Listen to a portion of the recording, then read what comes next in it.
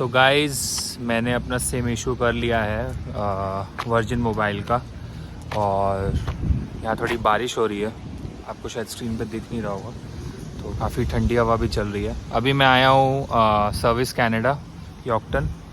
तो यहाँ से हम लोग अपना अब सिम नंबर इशू करेंगे और उसके बाद फिर मुझे बैंक का भी काम है क्योंकि मेरे को अकाउंट खोलना है और मुझे आए हुए दूसरा दिन है आज। तो पहला सिम ले लिया मैंने अपना यहाँ पे कनाडा में, और अब सर्विस कनाडा चलते हैं और वहाँ पे आपको बताता हूँ मैं आके बाहर की क्या प्रोसेस थी और सिम नंबर कैसे अप्लाई करना और क्या डॉक्यूमेंट्स लगे। सो गाइज़ सर्विस कनाडा में थोड़ा सा प्रॉब्लम अभी एक्चुअल में इस एरिया में, इस शहर में ही मेरे ख्याल पूरी पावर आउटरेज हुई थोड़ी देर पहले, और सारे जो स्टोर्स हैं या जो भी क्या बोलते हैं सेंटर्स हैं उनमें सब में पावर चली गई, तो ऑब्वियसली सर्विस इंटरप्ट हो गई उनकी। और अभी मैं सर्विस कनाडा यॉर्कटन में ऑफिस में बैठा था, तो वहाँ पर उन्होंने कहा कि उनका नेट कनेक्शन नहीं है। तो वहाँ पे जो लेडी थी जो अटेंड कर रही थी, उन्होंने मुझे बहुत पोलाइटली, बहुत अच्छे से, एक तो मेरे को कनाडा के लोगों की ये बात बहुत अच्छी लगती है कि everyone is so polite, so helpful, welcoming. तो उन्होंने बहुत प्यार से मुझे बोला कि if you can apply online तो आपको वहाँ पे भी मिल जाएगा, इशू हो जाएगा सिम नंबर।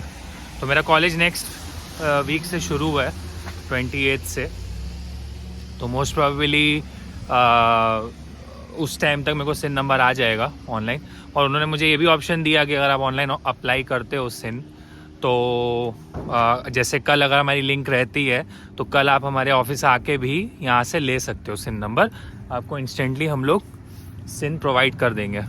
अच्छा मैं इस तरह उस तरफ इसलिए देख रहा हूँ क्योंकि यहाँ पे दोनों साइड रास्ता देख के क्रॉस करना चाहिए, बट यहाँ पे लोगों का सिविक सेंस काफ़ी अच्छा है और वो लोग रुकते हैं। अगर आप क्रॉस कर रहे हो, आप मिडल ऑफ द रोड हो, वो लोग बहुत दूर रुक जाते हैं एट अ डिस्टेंस। तो बहुत अच्छी चीज़ है यहाँ पे, ये हर देश में होने चाहिए।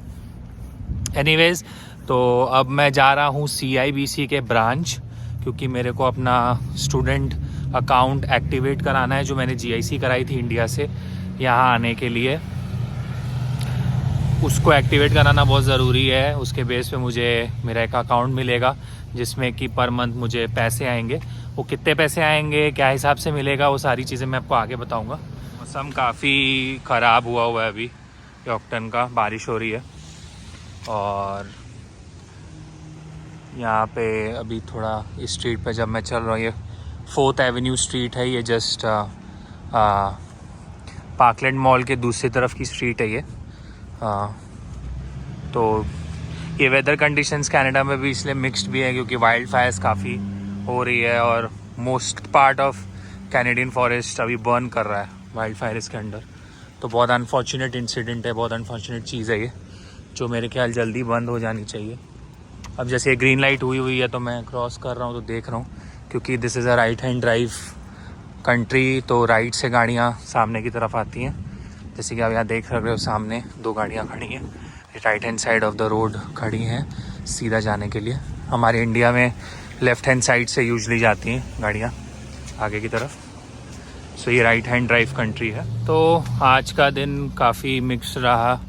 पहले सबसे पहले मैं जल्दी उठा क्योंकि मेरा पार्टनर की शिफ्ट थी, तो उसने मुझे एक पॉइंट अपने ऑब्वियसली जॉब लोकेशन तक ड्रॉप किया। उसके बाद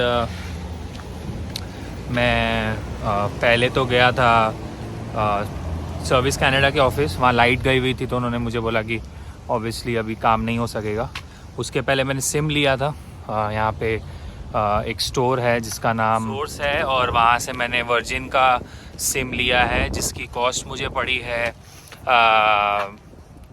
मंथली, मैंने मंथ बेसिस पे लिया है जिसकी कॉस्ट मुझे नेट पड़ी है $47, और उसमें मुझे 40 GB data, not unlimited, 40 GB data मिलेगा मंथ के हिसाब से, और अनलिमिटेड कॉलिंग है कनाडा वाइड। और उसके अलावा मुझे 1000 मिनट्स इंटरनेशनल कॉलिंग के लिए भी मिले हैं। तो $47 to $48 मेरा मंथली बिल अब बनेगा कॉलिंग का, जो सिम मैंने लिया है। और इसकी एक 1 टाइम एक्टिवेशन फ़ीस भी लोग लेते हैं $60 की, तो वो आपको देनी होती है जब भी आप एक नया सिम लेते हो। तो अब हम लोग आ गए हैं 2nd एवेन्यू यॉर्कटन, जो कि मैंने आपको बताया और ये रहा सामने में CIBC का जो ब्रांच ऑफिस है, आपको शायद दिख रहा होगा कि नहीं, वो देखिए वो लाल जो बोर्ड है वो है CIBC का ब्रांच ऑफिस। तो अब हम लोग चलते हैं अंदर और देखते हैं क्या होता है। मैं आपको बताता हूँ कि मेरी वो जो प्रोसेस है वो कंप्लीट हो पाती है कि नहीं। तो let's go inside and see. So guys, अभी मैं निकल गया हूँ बैंक से। तो अभी टाइम हो रहा है 3:21 लोकल और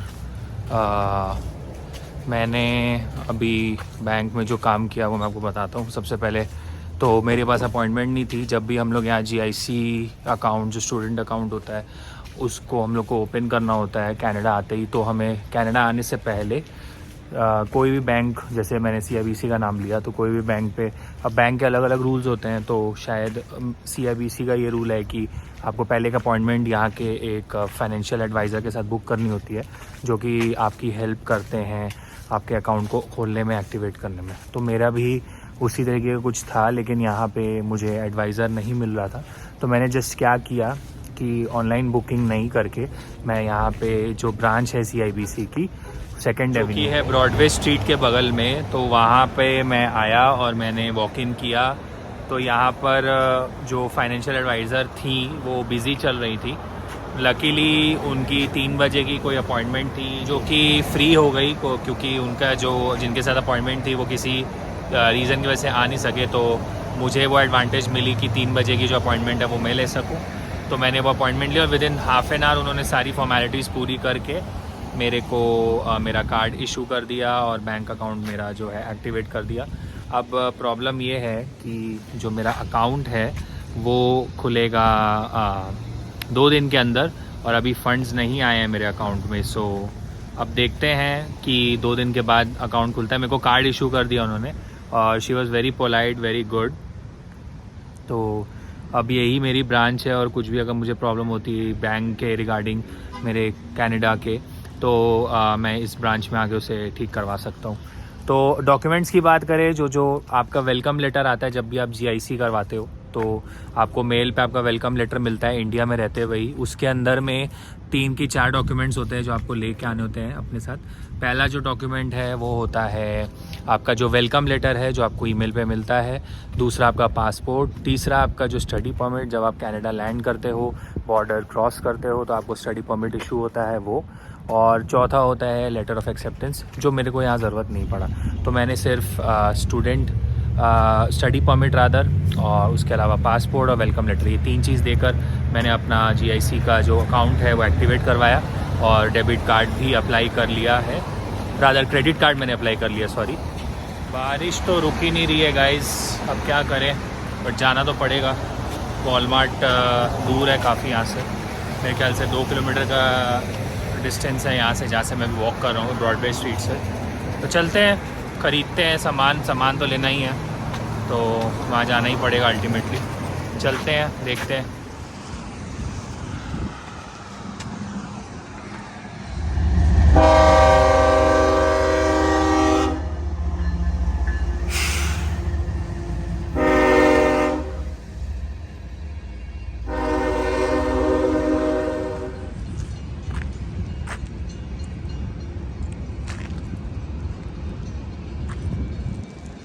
चलो गाइस, आज बस की सर्विस भी लेते हैं। बस आने वाली है थोड़ी देर में, लेट्स सी। यहाँ पे एक सिंगल बस ही चलती है खाली यॉर्कटन में, तो मोस्ट प्रोबेबली लेट्स सी कितना फेयर क्या लगता है। चलते हैं, देखते हैं, आपको बताता हूँ मैं। तो ये बस है गाइस यॉर्कटन की, द ओनली बस that runs here. Basically guys ये बस सिंगल बस है, इसको हम लोग इंडिया में टेम्पो ट्रैवलर भी बोल सकते हैं, लेकिन यही बस ऑपरेट होती है यहाँ सिंगली।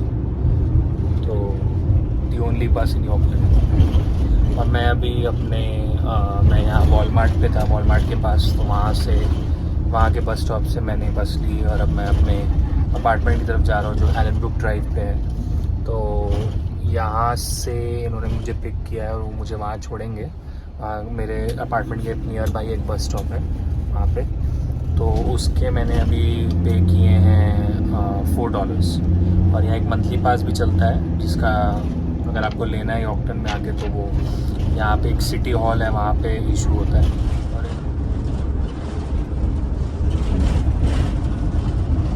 काफ़ी इजी था गाइस। $4 की मेरे को टिकट पड़ी। मंथली पास है इनका। और ये 2 इनके सिस्टम होते हैं, एक होता है डाउन आवर, एक अप आवर। तो डाउन आवर बेसिकली ये लोग बोलते हैं सुबह के टाइम को। तो सुबह के टाइम में यहाँ 2 लाइन्स चलती है बेसिकली इस बस की, एक नॉर्थ लाइन है, एक साउथ लाइन है। वो अब जब इसका लाइव ट्रांजिट मैप देखेंगे पे आपको लाइव लोकेशन पता लगेगी बस की, जब बस मूव कर रही है किस तरफ और किस लाइन पे चल रही है। तो उस हिसाब से आप अपना जर्नी ट्रिप या प्लान कर सकते हो। तो अब चलता हूँ अपार्टमेंट, कुछ खाने के लिए बनाऊँ, लंच का टाइम है अभी, भूख लग रही है बहुत तेज़, देखते हैं क्या खाता हूँ और फिर मिलते हैं आपको अगली वीडियो में। तब तक के लिए टेक केयर गाइस। मेरे चैनल को सब्सक्राइब करना ना भूलें यॉर्कटन की और इन्फॉर्मेशन के लिए। और कनाडा में अगर मैं और रहूँ और आसपास घूमूंगा तो वहाँ की भी इन्फॉर्मेशन आपको देता रहूँगा साथ साथ में। Don't worry about that. चलो फिर मिलते हैं गाइस अगले व्लॉग में। Thank you for watching and do like and subscribe to my channel. Thank you so much.